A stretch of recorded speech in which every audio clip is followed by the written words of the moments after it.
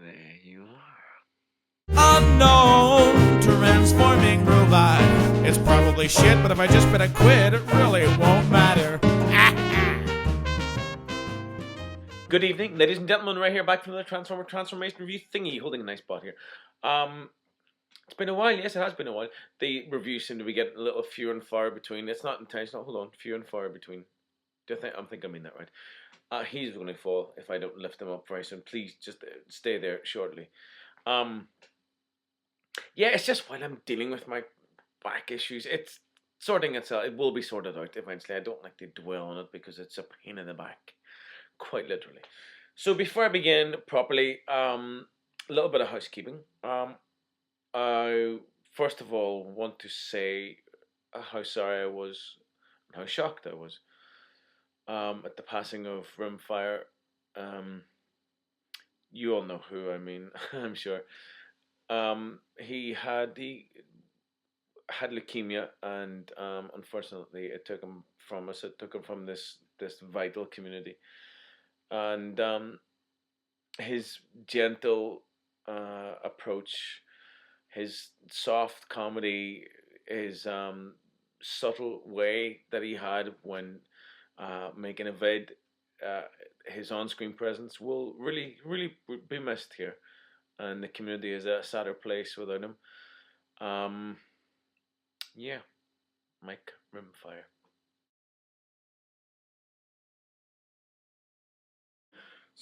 Fireworks. So I, like a lot of other Transformer collectors, would often go and just search for things ad hoc now and again.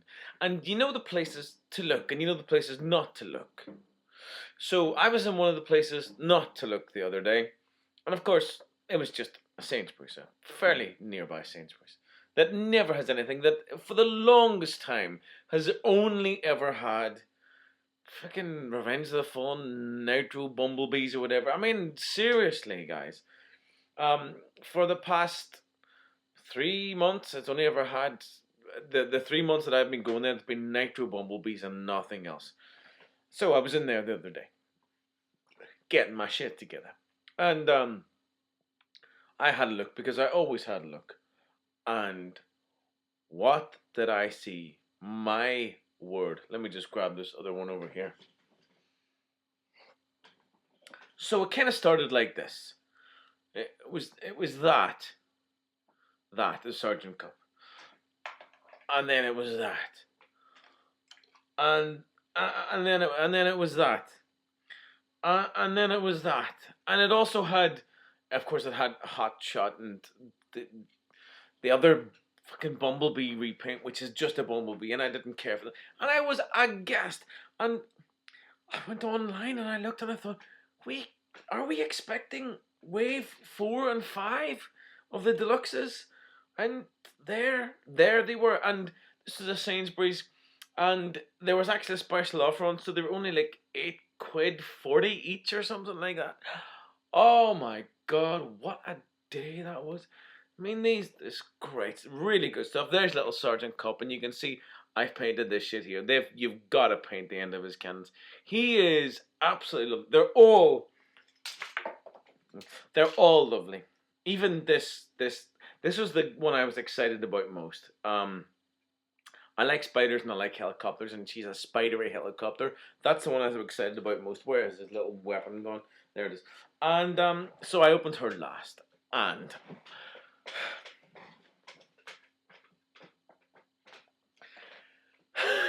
my back. Is she the most disappointing? I don't know that she is. A lot of people would say yes, and I know a lot of people hate her because the articulation in this mode is awful. It's next to horrendous. It really is. And she's got some awful 80s robotic dance going on with her hand. Her head doesn't move and her arms don't move, and these things are just too big, and all the paint apps are here, but I still like it, and I'm gonna paint this girl up and make her look so pretty. She looks like Maleficent, doesn't she? From, I nearly said Revenge of the Fallen, not that one. Sleeping Beauty. And this mold is just so utterly posable in a way. This is dead end, the wheeljack They are so poseable, and he is just gorgeous. He is absolutely marvelous. And I love Sergeant Cup. Don't have any complaints about him. I have one suggestion to Takara Hasbro if they're going to reissue it. Put a little swivel joint in this so you can rotate it 180 degrees and then it folds away nicely, because I have tried reversing it and it does. But he also is really cool. You gotta paint these figures though. Really nice. Just loving Prime. This guy is really nice. So the way it is, I've gotten used to the thin plastic now. I've gotten used to the lack of paint apps. Having said that, there's plenty of color going on this guy, but there's an awful lot of hollowness, in some of the weapons and stuff. You can see right through them practically. But I've gotten used to the thin plastic, and it's just something you have to get used to, I think. You've got to get used to the thin plastic. Absolutely delighted. So, can I put the plastic issues not behind me? I haven't really, but I've kind of forgotten, or I'm just putting them behind the door. My plastic issues behind a locked door. And I'm loving the Prime line. I'm so pleased that everything's going really, really well for it. And I'm absolutely delighted. I must show you my Viacon. Just put them there for the minute. And this Viacon, this is an example of an RID that's better than the first edition. That's in my humble opinion, because he doesn't have the back cable. I mean, he's only got this funkiness. There is no cable here, absolutely none. He does suffer a little bit from a lack of paint, but I have painted him. The front bumper didn't have any of this nice kind of pink glossiness going on, and the weapon didn't have any of this pink glossiness there or right in the barrel. And he's really improved by it, but he is very poseable and very, very pretty. And I'm so pleased with the way everything's going with Prime, because I didn't like the movie verse at all, and it was like Transformers didn't exist for a few years while they were there. I was delighted whenever Generations came in and the classic stuff, and that arrived intermittently now and again, and the universe stuff arrived, but just didn't do anything for me. But now we have brand new molds that are so exciting for me. And so if we have Wave 4 and 5 Deluxes, does that mean that we're going to get Wave 3 and 4 of the Voyagers soon? Oh my god. So we can expect Dreadwing, Thundertron, and Ultra Magnus. Awesome. Love it. Absolutely love it. What else was I going to say? I was going to say something else. Oh yes, Beast Hunters. Isn't that great? Isn't it? Well, for me, I'm so pleased. I've seen Predaking. Oh my god. I could go on for quite a while about it, but I won't. I'm looking at my Generation 1 Predaking up there, and I'm going to sit my Predaking. I'm going to get a couple of those fuckers. They look great. So we can expect a Voyager size Predaking, and quite possibly a larger size Predaking as well. It's a good year for bots, and they're reissuing some things and repainting and remolding Omega Supreme and a few other things. Oh, it's exciting. I like it. Bots have come home at last.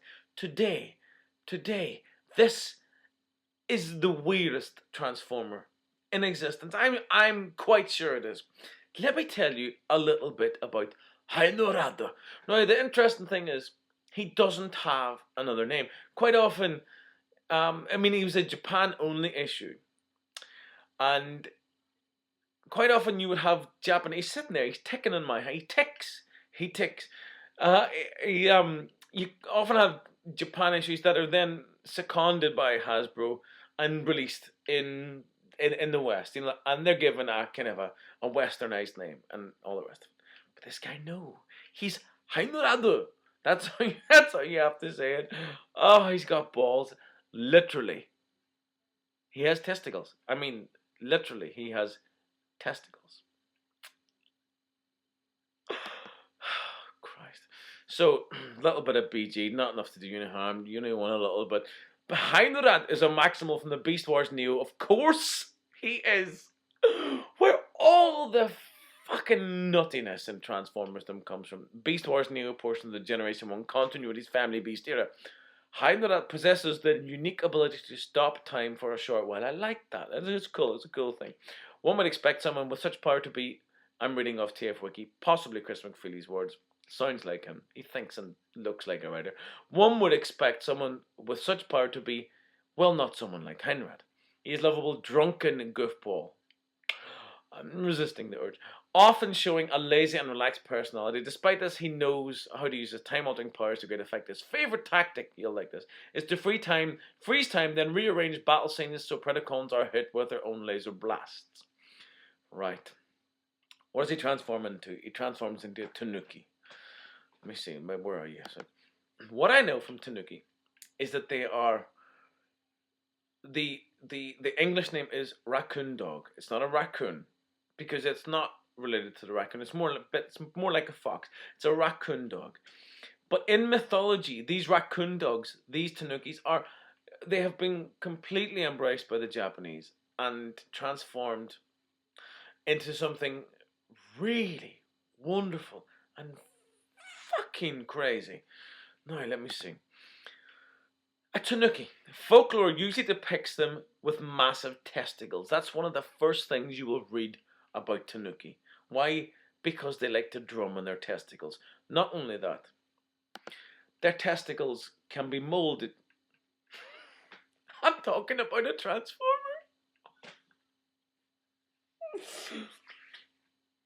Their testicles can be molded. They can mold their testicles. They can transform their testicles into whatever they want.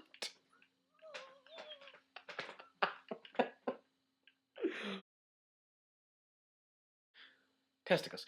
He also has a bottle of sake, which is a Japanese rice wine. Very nice, gently warmed. And a book of promissory notes, which IOUs. And Tanuki can transform their shape. They are drunks, and they like to squander money and take money off people, and they have giant balls, and they often wear hats. This is just fucking ridiculous. And this little Tanuki, ladies and gentlemen, comes with a clock in his belly.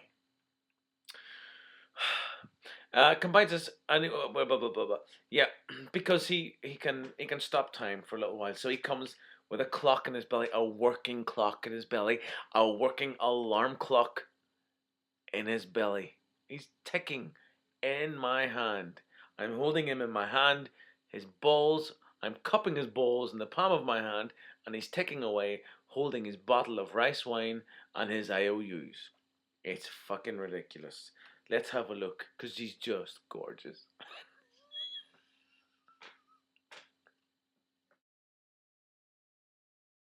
Ladies and gentlemen, Heinrad. Isn't he just...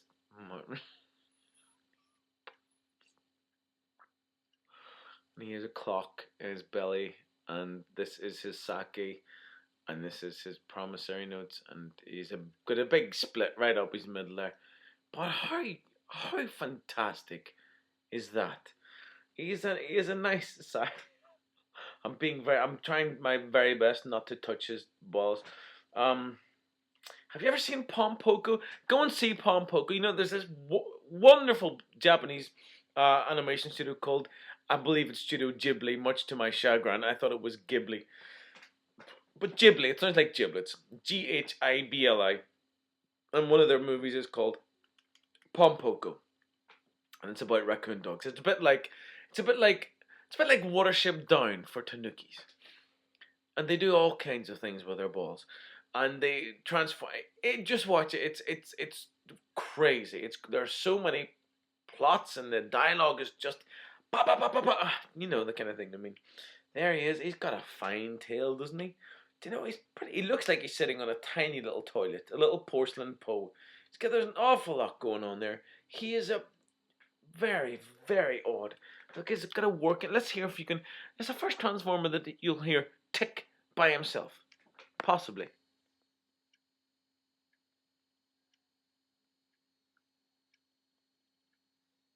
Maybe, maybe not. So there's his sake, which will just relieve him of his little bottle of sake for a minute. And let's just get rid of his little box of IOUs for a minute. Have a look at this little guy here. Oh, you can give him a raccoon dog styly. Oh, that arm next to come off. You can give him a raccoon dog styly kind of. You can make him four legged to an extent. Uh, ish. But you gotta have him standing up and holding on to his little notes. He just lovely fat little thing. He is an ultra size. This might be look a little small for an ultra, but the butt's really quite tall. To look, he's good. It's just marvelous, absolutely marvelous. The transformation of this guy is so easy. It's so nice and very intuitive. That's the word.